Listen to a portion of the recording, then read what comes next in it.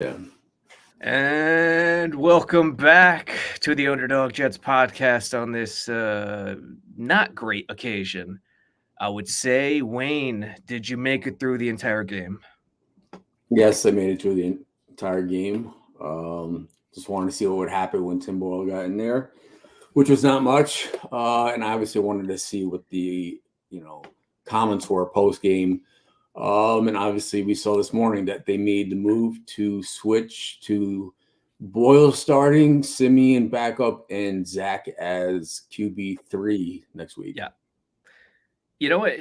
You really can't say much about Boyle because, the game was lost by then. But I'll say this. He was more decisive. Just the few snaps he had, he was more decisive. Didn't really translate, but I that much I will say.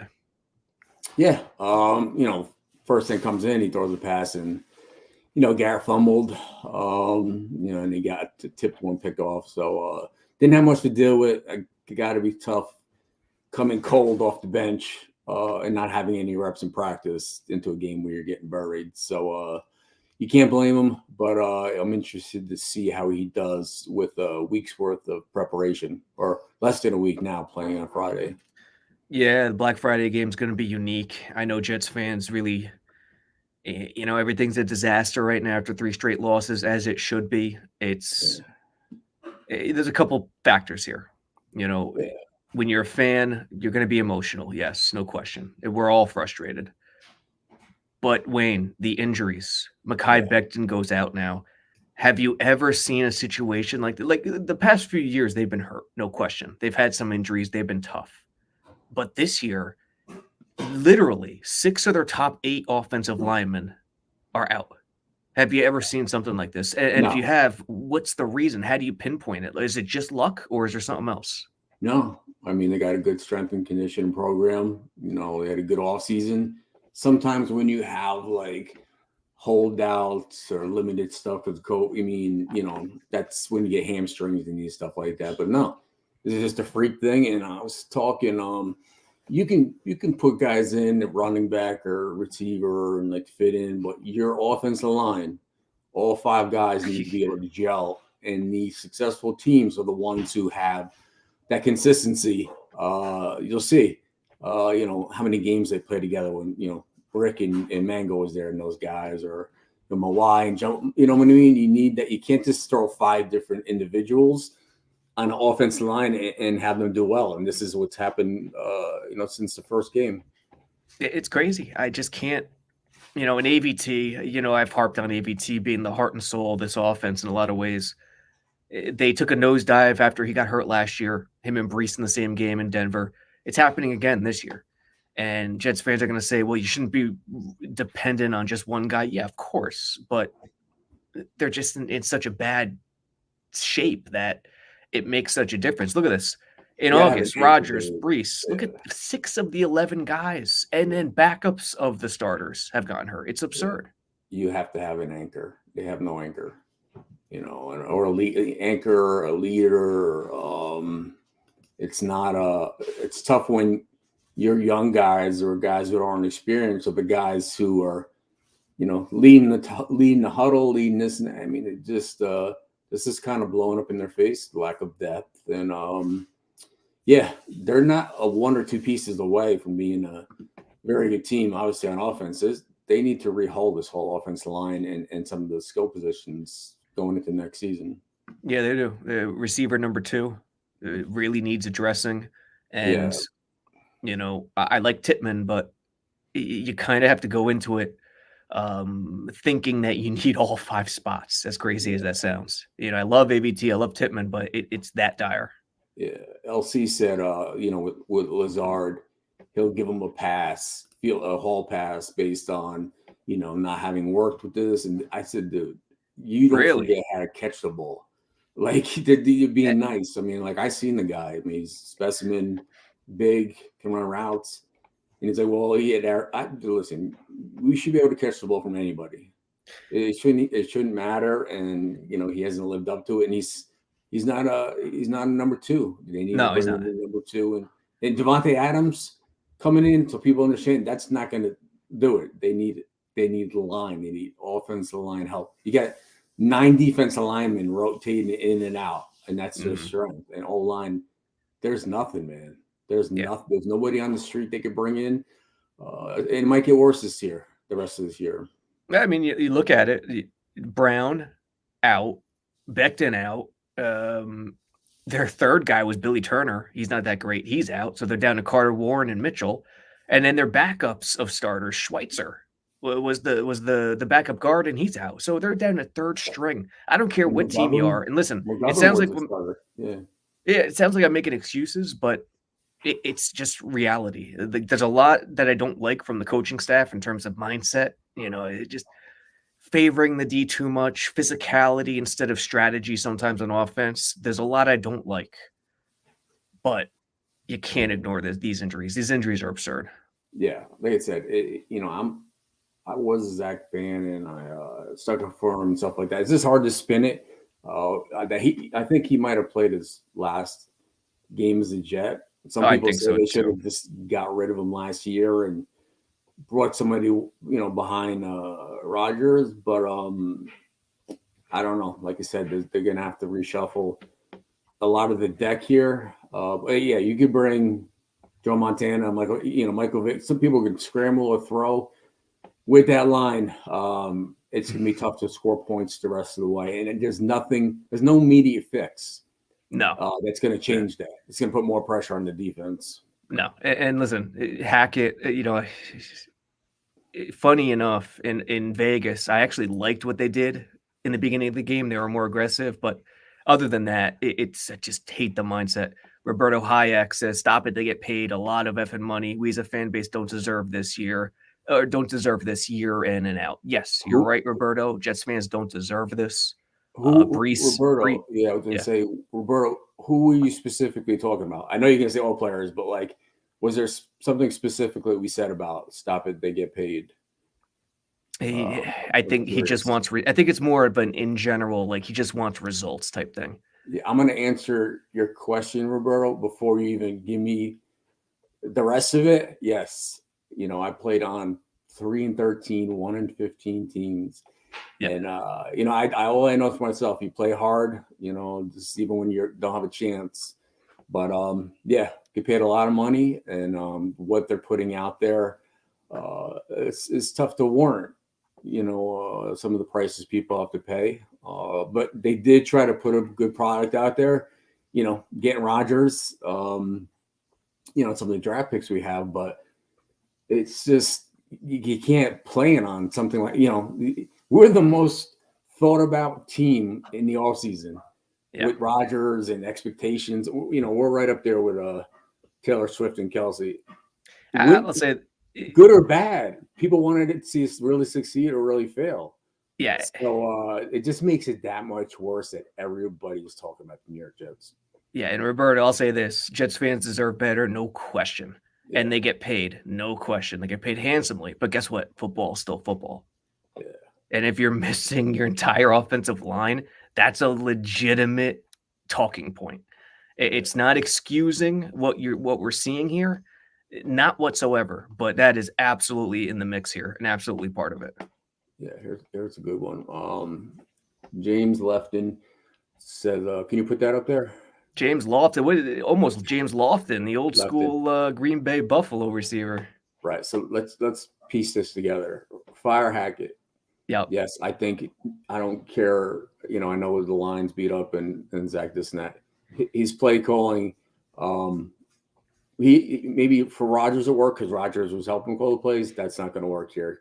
Zach was terrible with the O-line. Yeah, fumbles, drop passes. I'll throw that in there. Penalties. Defense can't get off the field. Offense can't stay on the field. Historically bad. 22% on third downs. 50 years it's been since something that bad. Bad penalties. Yes.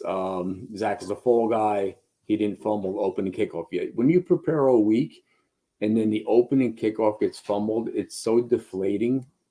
It's so deflating going into a game like that. Gibson showed you what he could do on the first, week, but since then he hasn't shown up. But expectations weren't too high in that. But yeah, there's a lot of reasons.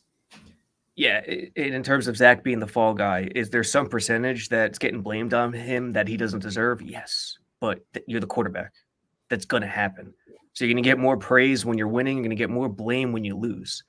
And I can't have a lot of sympathy because, and I like Zach more than anyone, I can't have a lot of sympathy because I'm not seeing you go out in a blaze of glory. You have to, in life, you have to take risks. Yeah. And his number one deterrent, his number one fault is whether it's coaching in his ear, whether it's he's just not ready for the spotlight, the moment's too big for him. His number one ill is that he doesn't take risks and he holds on to the ball. And, in situations where it's no lose, it's low risk, high reward, like down 18 to KC early in the game, he starts slinging it. So if I don't see a guy take risks, I'm not going to have a lot of sympathy for you. And that's where I am with that. Yeah, listen, like you said, you got nothing to lose. Yeah. Don't take sacks. Don't run out of bounds and take a 2-yard loss instead of just throwing it in the stands. It's just have it. He doesn't have it between the ears. He's good arm. He's got some good, pro attributes, but like he doesn't have it between the ears. He's got no confidence, and the don't mentality. want someone back there leading you. You got to have, at that position especially, you got to have the killer mentality. You have to be arrogant in a way. You have to be just, you're the man. You're going to complete this pass. Yeah. And there's nothing in there right now. Yeah, you can't, I was talking to my family, we get in there, we're chattering, whatever, we're talking about this or that, we need to play. Then he'll be like, listen, shut up, man. Shut up. Listen, this is what we're going to run. I can't imagine Zach talking to, you know what I mean?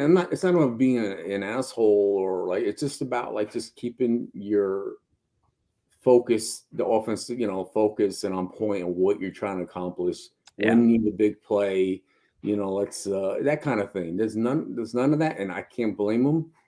He's a young kid. He's never had to do that. Command. Command. There's no command. Yeah, exactly. No command, no confidence. And that carries over onto the field when the ball snapped. And do you think he's played his last down for the New York Jets, Zach Wilson? I do. Yeah, I do. Michael Piper Jr., the pony package was called for weeks.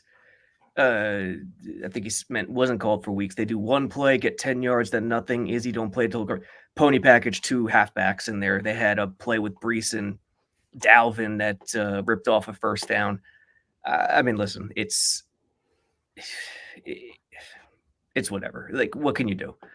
With LaFleur, you saw a lot more trickery because he was trying to work around Wilson. The problem is, and I know fans don't want to hear it because you see Dobbs go to Minnesota and tear it up in all these new situations. Even the Jersey kid with the Giants had 3 touchdowns this past weekend. I know fans don't want to hear it, but Hackett's system, it's not really Hackett's system. It's an Aaron Rodgers system at the line. It's dependent upon Rodgers working his magic at the line of scrimmage. And I think that's why you're seeing Boyle this week. The thing about LaFleur was I didn't like his play calling.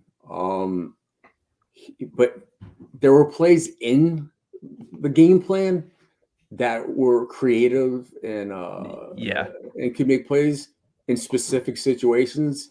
But he was so predictable and didn't know when to call the right plays. This system that Hackett has, none of it's good at no specific time. It's so predictable. I'm not saying, he doesn't, have a job. He's obviously knows the game, but he doesn't know his personnel. And that certainly shows in the play calling and, like I said, how safe it is. And that carries over to Zach. I don't know if he's in his ear telling him who to throw to or this and that, but certainly need a clean slate when it comes to, a third year with another offense coordinator. And what do you see with defenses against this Jets offense? No O-line, Zach Wilson afraid to throw the ball. What do you see? You see a defense ramped up on their toes, press coverage on the outside. Yeah. That's all it is. It's simple. So as an offense, what do you have to do as an offense? You have to get them to back off somehow. And Hackett's one of those guys where it feels wrong to call a 3-step pass on every down. You have to keep mixing in a run. Nonsense. You don't have to get balanced until you make the defense adjust first. And that's where, he's limited with the O-line and stuff, and the receivers not winning off of press. Even Garrett has problems sometimes off press. I'm nitpicking. Garrett's tremendous, but that's where I just don't see it.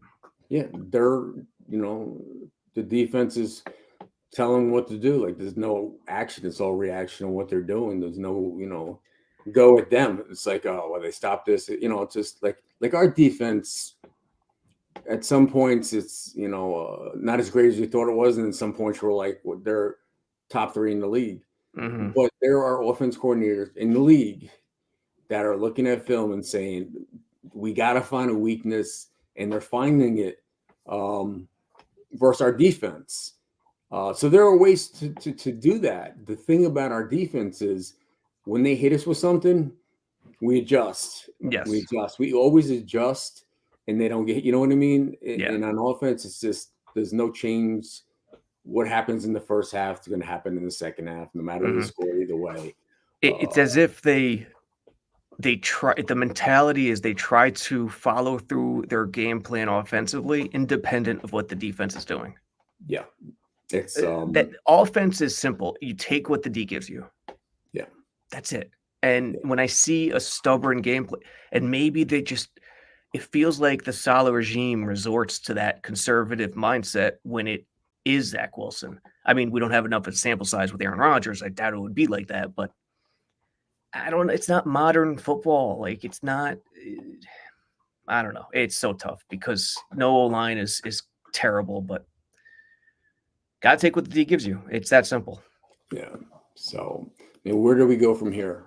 Here we go. We got one right here. Just talking about your boy, Eagle Fang. This is destiny. Cole Pennington will be drafted by the Jets in a few years. Did Chad's son go to Marshall? Yes. He did go to Marshall. Yeah. He's doing well there. So, yeah. One could hope if he's anything like his dad. But, yeah, I know. Listen, I'm the biggest optimist, but you have to be realistic. I would sound foolish to keep saying it's okay. It's okay. It's not okay. Like I said, they need a lot in the draft and free agency. Woody is not afraid to spend money in bringing the names, and you can't count on like 6-7 guys going down at one position. But like you said, they have to reset and make the offenses strong as the defense is, because the defense is going to be on the field the whole game. The last 7 games? Got Miami twice. Yeah. It's going to be Houston. Bad. Yeah. Andrew P asks, where did the Jets go wrong? What could they have done differently in their pre-draft evaluation of Wilson? It's all mental. You can't gauge. Like, you can watch film, but you can't gauge, football IQ. Like, you see if they're smart, you get them on the chalkboard. But as far as this confidence and how they deal with adversity, can they fight through injury? Can they lead when you're up? Can they lead when you're down? I don't know if you can learn that in the amount of time they spend with kids. But yeah, they got it wrong. I'm not saying anything that they don't believe. I mean, just look at the facts. It didn't work out. But it wasn't supposed to happen that way this year. Aaron was supposed to be the quarterback. It just didn't work out that way. Yeah. I mean, I think their biggest mistake at this point was, and the other thing that gets brought up is people think Aaron wanted Zach to stay too. So what do you do in that situation when you're trying to recruit Rodgers and he says, hey, let's plan it like this and keep him around because I like the kid. I think there's something there. No. Listen, someone made a comment that Aaron will come back if Zach's not there. Aaron Rodgers does not care enough to give up $30 million. Oh, no. I mean, someone made that comment. Yeah, that's absurd. Rodgers is coming back. See, here's the thing with Rodgers. The only positive with this is that it's a disaster to such a degree that Rodgers has that competitive itch that much more. Oh, we're a disaster. We suck. My guys suck. Hackett sucks. My boy sucks. All right, let's see. Well, let's see what happens. That's the only positive that could possibly come out of this. Yeah. So, do you say, "Oh, Aaron's back, so Hackett should be back"? No. See, this is my point. Aaron could do fine with other coordinators, but you got to have an emergency plan. And See, this is my point, they Wayne. have one. What's This is that? my point. How interchanged is that? Like, was Douglas and Saleh ready to move on from Zach, but Rodgers liked the kid? See what I mean? Like, how interchanged are those two parties, the Jets and Aaron Rodgers? Listen, they said the right things. Aaron comes in, Zach, learns. You give the kid every chance. You had a pick on him, top 3 pick. You want the kid to succeed, to see what you have before that 50-year option comes up, and it failed. And a lot of those picks they've hit on very well. And it sucks to admit it, but I think they'll be respected more for moving forward and moving on than just kind of like just beating a dead horse with the whole Zach Wilson will lead this team, because it's been 3 years, and you look at CJ Stroud and guys like that. Yeah, young guys. It can work with a young guy, and just hasn't. I agree. This is interesting too, because I think one of the biggest mistakes fans make is in today's era when you separate a defensive head coach from the offense, Right. or an offensive head coach from the defense. And Lofton, the Hall of Fame receiver, Jason Lofton, once again, going forward, the Jets need to stop hiring defensive head coaches and hire offensive coaches who are winners. That's not technically true. A defensive head coach can be fine in this league. It doesn't fit the rules. But what do you think about that, Wayne, in terms of the defensive versus offensive mind? And is Saleh's vision in any way hindering possible growth offensively? There's not many. Well, first of all, head coaches that call offensive plays, so that's different. You have coaches like that weigh in on that. But a lot of head coaches aren't in the team meetings. They let the coordinators do that. Right. It's just a mindset. I mean, I don't know if I've really had an offensive head coach. You know what I mean? So Kotite might have been the only one. Yeah. If he was technically, he coached both sides, I think, at certain points. Yeah. So you leave that to the coordinators, but maybe try someone. But who would you hire that's good leader of men, head coach with an offensive background? That's a proven winner. See, I think Saleh's great with personnel, great with culture. It's the strategy end that I'm still not sold on. And the question is, you see, the OC isn't independent of everyone else. He's not independent of the head coach. The OC puts an offense in based on the head coach's vision and game plan. And I think maybe that bends defensively, bends physicality a little too much offensively as well. And instead of being more strategic and fooling people like Reed does.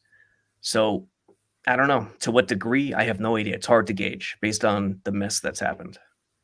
Joe Campione, Wayne, would you draft a QB and sit him behind Rodgers? No, they're the top of the board picks, and free agent.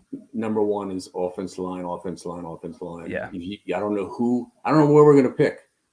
A lot could change in the next 7 weeks.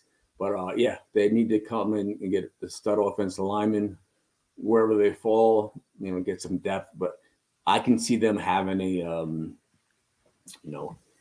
QB that's, maybe a little green to sit behind someone like Rodgers. But you need a certifiable backup behind Rodgers going into next year. It can't be, a rookie being, QB2. You could bring in a guy like that, to develop, but you need a real certified backup, going into next season. Yeah, I agree. Saleh's not going anywhere, but look at this. Oh no, this one right here. Aaron Glenn as head coach, one of your former guys. That'd be interesting. I love Aaron, great teammate and stuff like that. I don't think we're at the point where we're looking for a new head coach. I don't either. Saleh's not going anywhere. Or they're out. That's they form a good team. Like you said, they've hit on a lot of good picks. Specifically this past draft with Sauce and Priest and Jermaine Johnson and Garrett Wilson. That's they could live off of those four for a while. So that's not happening. Like I said, and the defense coordinator is not going anywhere here. If No, anything, somebody's going to probably try to steal him. yes, he's going to be a head coach soon, Ulbrich. Yeah. So we're happy to have him. Lucky. To have Nomadic Qatar says, but pairing a rookie D coach with a kid QB is just a larger gamble. I mean, Jets fans have been living this for a while. Salah, Zach Wilson. You had Rex and Sanchez. And was Bowles and Darnold? No, Bowles might not have been a rookie head coach, but close, young head coach. It's tough. It's a tough situation at times. Yeah, but it is what it is. This is what we have, and for the most part, I'm happy with that. But for the most part, everybody knows the problem. The biggest thing, Zach Wilson was a problem. Hackett's a problem, but the number one problem is offensive line depth, the health of the offensive line. It starts with that. The best teams that have longevity of winning have the line stay together and have consistency with those, and we have not had that in the last 2 years. It's just something in the water in Florham Park. Like, what the hell's going on? I don't get it. But it happens. Year after year, though. Like, that's the thing. Like, year after year, it's just, I don't know. And you know what's funny? You know what's funny? The guy who played every game before coming to the Jets is still playing every game. Lakin Tomlinson. Can you hear me all right? Yeah. You got me? Yeah. Okay. Well, we got folks. We got a few minutes left, so get your final questions in. Yeah, it's they brought in older guys, but you want that veteran leadership, good locker room guys. They have young guys. It's just, I don't know. It's just been a bad year, and they've tried to do a patchwork line and try this and that. One of my biggest complaints is in the bye week, they should have had multiple guys come in and work out, offensive lineman, backup quarterback, whatever it is. But they should have addressed that, the offensive lineman at the bye, having guys come in and work out and signing a bunch of them, to the squad or practice squad, just to have them ready in case something like this happened. Because right now they're scrambling. They're scrambling to get someone off the street. And you think that's going to work any better? Or, throwing another guy in there that, is not in sync with the other four? No. What do you think about you played for Parcells. Yeah. What do you think about the accountability aspect with Salah and the penalties and all that stuff? Listen, I've heard people say it would be weird to hear him, go off on one of his players, or in a way that a Belichick or a Parcells kind of would, and just that's not his thing. As far as mental mistakes and stuff like that, there's no fear of repercussions of hey, I had 2 holdings, or I had this or that. Parcells would cut someone. He'd cut someone good at some point in the year, just to be like, oh shit, we better be on top of it. They bench people. These guys would bench people. I know, you can't always be the most liked coach, which Salah is, and he's going to be. They're going to play hard for him. But at some point, what's being done to the repeat offenders of all these penalties that are killing drives or keeping drives for other teams? Something has to be done. So, I don't know what it is, but it can't continue that way, because it makes no sense to not do something about it now. Yeah, it kind of goes back to the culture mentality problem I talk about. Zach Wilson's not that alpha. He doesn't have command. And Salah, so many great aspects to him, the culture, but he runs it differently. He takes players coach to a whole new meaning. Andrew P. asks, is the last question for Wayne, are the struggles weighing mentally on Garrett Wilson leading to drops and fumbles? What do you think about that? Compared to last year, I mean, he's dropping more fast fumbles. It happens. When someone puts the helmet on the ball, I know his arm's hurting. Yeah, I do. Losing weighs on everybody. Yeah. And you're gonna find out how they deal with adversity and how these guys are gonna deal with, when they're out of the playoff race, which probably are now. But like, what do you do when you have 5-6 weeks and it gets dark early and you don't want to be practicing and it's cold? You'll see what your team's made of. You're gonna see the guys you want to keep around. And Garrett's one of those guys, so everybody's gonna feel the struggles. I'm not worried about him. So we'll see. We'll see how they respond playing in front of a home crowd, on Black Friday. Yep, we'll see. Friday, it's going to be a weird game, man. The traffic is going to be ridiculous on Black. Hopefully, I'm wrong, but right next to the mall on Black Friday, my God.